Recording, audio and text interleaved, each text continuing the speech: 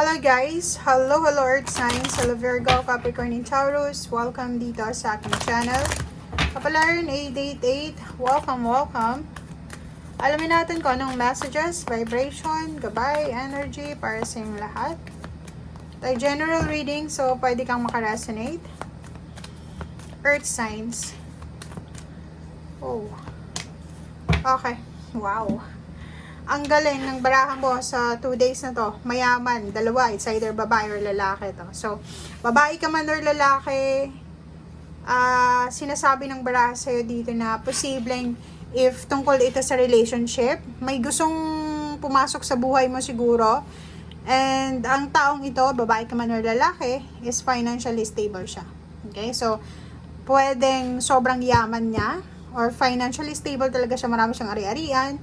Or nakapagtapos na siya ng pag-aaral niya, may sarili siyang negosyo, may sarili siyang bahay, basta ano siya, wealthy talaga siya. So, kung babae ka, pwedeng yung lalaking nagkakagusto sa'yo or nagugustuhan mo, is sobrang yaman. Kung lalaki ka din, pwedeng itong babaeng ito na natitipuhan mo, ay sobrang yaman din. Okay? Or posibleng may edad na. Parang gano'n. So, it's either may edad na, or financially stable, or secured na siya. Okay, thank you.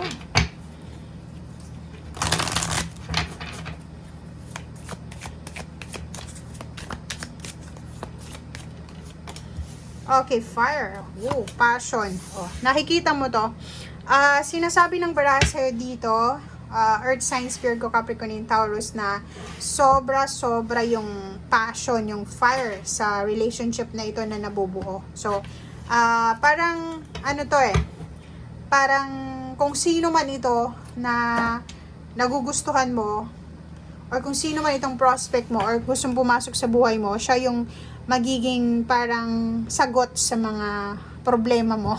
Siya yung katahimikan mo. Parang gano'n. Siya yung magiging sagot sa mga problema emosyonal or financial, and at the same time, siya yung magbibigay lakas loob sa'yo.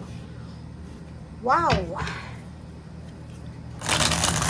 Comment down below if mayroon kang manliligaw or nililigawan, or if ever ano man to, trabaho, kung yung focus mo is promotion, salary increase, or financial security and stability, posibleng doon talaga, yun talaga yung pwedeng magbigay sa'yo ng peace and harmony, and sobrang fiery, sobra kang dedicated sa plano mo na yan.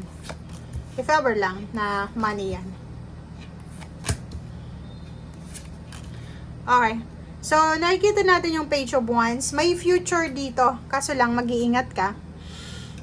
If relationship ito guys, sinasabi ng barahan na ingat ka kasi merong napipredict ang universe tungkol sa taong ito. Okay, financially stable siya.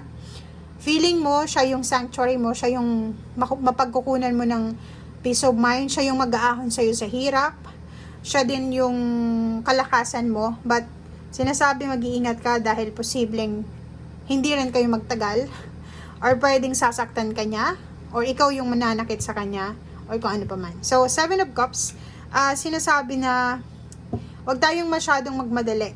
Okay? Sa 2 days na to, if ever may kailangan kang gawan na decision making, lakasan mo yung loob mo, kasi pag hindi malakas yung loob natin, gumagawa tayo ng desisyon na hindi natin pinag-iisipan. So, dahan-dahan lang. Kailangan mo magdahan-dahan. Okay? And proteksyonan mo yung sarili mo.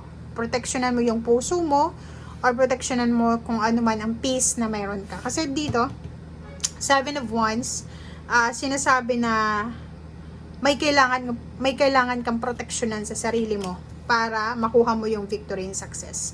So, siguro yun na nga, kailangan mong magpakatatag, huwag kang padadala sa matatamis na dila, or huwag kang magpapadala sa offer na pera, or kano pa man, kasi yung victory and success na yan, kung halimbawa man na pera yung ino-offer sa'yo, aside from relationship, kaya mo yan na makuha kahit wala siya. 'Di ba? So, wag kang kasi pwedeng ma-confuse ka sa 2 days na to. Pwedeng i-pressure ka niya if ever relationship yung ino-offer, and the same time love. Okay, so Kaso lang, sobrang passionate talaga to, sobrang fiery. So, may nakikita tayo ditong sobrang in love, sobrang determinado, sobrang masaya, sobrang parang ano siya, excited. Okay? Excited siya sa mangyayari. Nakikita ko din sa'yo dito, Earth Signs, Virgo, Capricorn, and Taurus, na posibleng may balita. May balita ka nang hinihintay, or yung balitang hinihintay mo regarding sa celebration, graduation, ano ba yan? Contract signing, end of contract, travel, homecoming, or yung pera na inutang mo or uutangin mo, or yung taong hiningan mo ng pabor, ay posibleng may sagot na siya sa 2 days na to.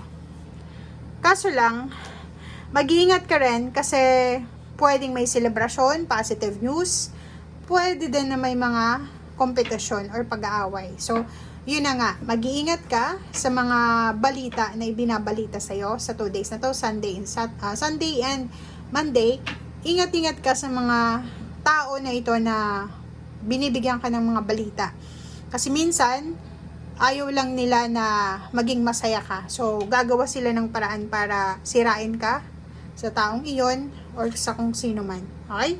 So, 9 of Cups, sinasabi ng barahan na mag-iingat ka sa kapamilya mo dahil posibleng sila yung makakaaway mo sa Saturday, Sunday na ito, or posibleng in-laws mo, kaibigan, kapitbahay, kakilala. Yun yung pwedeng maging kasagutan mo sa araw na ito. And siguro ang kasagutan na to na yung pwedeng maging kaaway mo, 'di ba, yung mga diskusyon ay tungkol to sa pera. Pwedeng ang pag-aawayan dito or yung dahilan ng pag-aaway, pagsasagutan or pagsisigawan is dahil sa pera. So yun. So ingat ka kasi posibleng may masirang relasyon, may masirang tiwala. And nakikita ko sa'yo dito na sobra-sobra kang, anong tawag dito? Masipag ka ba? Or sobra-sobra kang overwork talaga. Workaholic, sorry. Sobra kang workaholic sa 2 days na to. Ang dami-dami mong gustong ma-achieve. 'Di ba? Multitasking. Gusto mo pagsabay-sabayin. It's either kailangan kong ma-achieve yung magandang relationship, kailangan kong ma-achieve yung good family, kailangan kong ma-achieve yung good health, kailangan ma-achieve ko yung awards, rewards, recognition, promotion, salary increase. Parang nandun ka sa 10 of Wands na binamadali mo, 'di ba? Kinokontrol mo yung situation. Kailangan ako to. Parang ganoon. Kailangan makuha ko to lahat, 'di ba? Parang ganoon. So, mapapagod ka talaga. So, 5 of Cups, huwag kang mag-multitask. Yun na nga yung sinasabi ng baraha. Dahan-dahan lang tayo sa mga decision making natin para hindi ka manghinayang sa kung ano man itong desisyon na pwedeng gawin mo. 4 of Swords, chill ka lang, 'di ba? Relax ka lang para hindi ka manghinayang. Ano lang, spend time with your family, with yourself, balancing work life, personal life, private life, spiritual life, financial life, parang ganun. So, kailangan mo lang ng balance. Okay? Thank you guys. Bye!